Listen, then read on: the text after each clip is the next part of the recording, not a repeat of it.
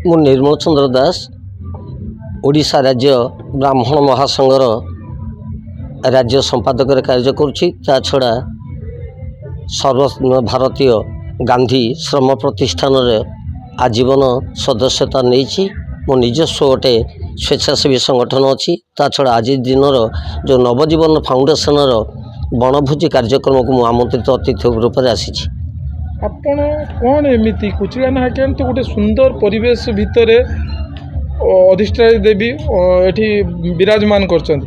ଆପଣ ଏମିତି କ'ଣ ଗୋଟେ ତ୍ରୁଟି ଦେଖିଲେ ମାଆଙ୍କ ପୀଠରେ ଆପଣ ବାରମ୍ବାର ଆମକୁ କହିଲେ ଯେ ଆପଣ ଗୋଟେ ବାଇଟ୍ ଆମ ପାଖରୁ ଗୋଟେ ପ୍ରତିକ୍ରିୟା ନିଅନ୍ତୁ। ଏ ଦେଖନ୍ତୁ, ଯଦି ଆପଣଙ୍କ କ୍ୟାମେରା ଆପଣଙ୍କର କଏଦ କରିପାରିଛନ୍ତି, ଗୋଟେ ସୁନ୍ଦର ଜିନିଷ ଦେଖନ୍ତୁ। ଆଶୁତୋଷ ଶଙ୍କର ଭଗବାନ ମହାଦେବ ସଦାଶିବଙ୍କର ଯେଉଁ ଶିବଲିଙ୍ଗକୁ କଦର୍ଯ୍ୟ କଦାକାର କରାଯାଇଛି। ଦେଖନ୍ତୁ, ଭଗବତୀଙ୍କର ସିଂହଦ୍ୱାରର ଠିକ୍ ଅପର ପାର୍ଶ୍ୱରେ ଦେଖନ୍ତୁ ଗୋଟିଏ ଚଉରା ଆକୃତିରେ ଗୋଟେ କରାଯାଇଛି ମଣ୍ଡପ ଉପରେ ରହିଛି ଶିବଲିଙ୍ଗ। ଶିବଲିଙ୍ଗ କେବଳ ଖନନ, ମୋତେ ଲାଗିଲା ଖନନ ହେଇଛି ଆଖଣ୍ଡଳମଣିଙ୍କର ସେ ଲିଙ୍ଗ କି, କିନ୍ତୁ ମୁଁ ଯାହା ଦେଖିଲି ତାହା ଫମ୍ପା ଅଛି। ତା ପଚାରି ବୁଝିବାରେ ଏହାକୁ କ'ଣ ସାଧାରଣ ଲୋକ, ଏଠାକାର ସ୍ଥାନୀୟ ଲୋକ କହନ୍ତି ଏହା ଏକ ହୁଣ୍ଡି ବାକ୍ସ, ଏହା ଏକ ଦାନପାତ୍ର ବୋଲି ସେମାନେ କହନ୍ତି। ମୁଁ ଆପଣଙ୍କ ମାଧ୍ୟମରେ ଯେଉଁ କଳାକାର ହୁଅନ୍ତୁ, ଏଠି କର୍ମକର୍ତ୍ତା ହୁଅନ୍ତୁ, ଏ ଅନୁଷ୍ଠାନ, ମୁଁ ତାଙ୍କୁ ପ୍ରଶ୍ନ କରୁଛି, ଆଶୁତୋଷ ଶଙ୍କର ଭଗବାନ ମହାଦେବ ତାଙ୍କୁ ଏତେ କଦର୍ଯ୍ୟ କଦାକାର କରି ଏପରି ନିର୍ମାଣ କରିବାଟା, ମୁଁ ଭାବୁଛି କେବଳ ହିନ୍ଦୁ ନୁହଁ, ସନାତନ ଧର୍ମ ନୁହଁ, ସାରା ବିଶ୍ୱ ପ୍ରତିକା କୁଠାରଘାତ, ଅକ୍ଷମଣୀୟ ଅପରାଧ ବୋଲି ମୁଁ ବର୍ଣ୍ଣନା କରୁଛି। ଆଜ୍ଞା, ଆଉ କ'ଣ ଦେଖୁଛନ୍ତି? ଏ ପରିବେଶ ତ ବହୁତ ବଢ଼ିଆ। ଏଠିକାର କୁଚିଳା ନାହାକେଣି ଗୋଟେ ମାନେ ବହୁତ ପୁରାଣ ବର୍ଣ୍ଣିତ ଜାଗାଟେ। ଆପଣ ଏମିତି ଆଉ କ'ଣ ଏଠି ତ୍ରୁଟି ଦେଖୁଛନ୍ତି? ଭଗବତୀଙ୍କର ଏହା ଏକ ଶକ୍ତିପୀଠ, ସ୍ଥାନେଶ୍ୱରୀ, ଗ୍ରାମ ଦେବତୀ। ଏଠି ପୀଠ ଦେବୀ କହିଲେ ଅଚ୍ୟୁକ୍ତି ହେବନି।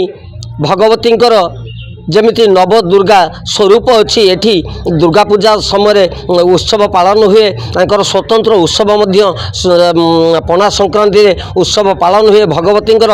ଯେମିତିକି ଗୋଟିଏ ଦେଖନ୍ତୁ, ଦେବୀଙ୍କର ବାମ ପଟକୁ ଦେଖନ୍ତୁ ରଖିଛନ୍ତି 10 ମହାବିଦ୍ୟା।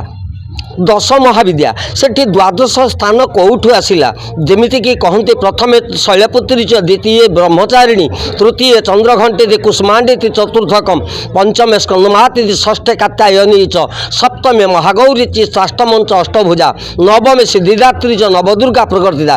ଯଦି ନବଦୁର୍ଗାକୁ ଯିବା ତାହା ଭୁଲ ଅଛି, ଯଦି 10 ମହାବିଦ୍ୟାଙ୍କୁ ଯିବା ତାହା ମଧ୍ୟ ଭୁଲ ଅଛି। ଯେଉଁ କଳାକାର, ଯେଉଁ ଅନୁଷ୍ଠାନ, ଏଠି ପର୍ଯ୍ୟଟନ ବିଭାଗ, ଏଠି ସଂସ୍କୃତି ବିଭାଗ, ଏଠି ଇରିଗେସନ୍ ଡିପାର୍ଟମେଣ୍ଟ, ଏଠି ସମସ୍ତଙ୍କ ଅନୁଦାନରେ ଏଠି ଗଢ଼ାଯାଇଛି। ଏଠି ସାଧାରଣ ଲୋକ କେହି ମୋତେ ଲାଗୁଛି ଏପର୍ଯ୍ୟନ୍ତ କାହାରିଙ୍କ ଦୃଷ୍ଟିକି ଆସିନି, କାହାରିଙ୍କ ନଜରକୁ ଆସିନି। ମୁଁ କର୍ମକର୍ତ୍ତାଙ୍କୁ କହିବି, ଅନୁଷ୍ଠାନକୁ କହିବି, ପ୍ରଶାସନକୁ କହିବି, ସଂସ୍କୃତି ବିଭାଗ, ପର୍ଯ୍ୟଟନ ବିଭାଗ ଏବଂ ଦେବୋତ୍ତର ବିଭାଗକୁ କହିବି, ମୁଁ ଦାବି ରଖିବି ଯଥାଶୀଘ୍ର ଏହାର ଉଚ୍ଛେଦ କରାଯାଉ ଏବଂ ଏହାକୁ ସଠିକ୍ ମାର୍ଗରେ କରାଯାଉ। ଶିବଲିଙ୍ଗକୁ ଏଭଳି କଦର୍ଯ୍ୟ କଦାକାର କରା ନଯାଉ। ଧନ୍ୟବାଦ।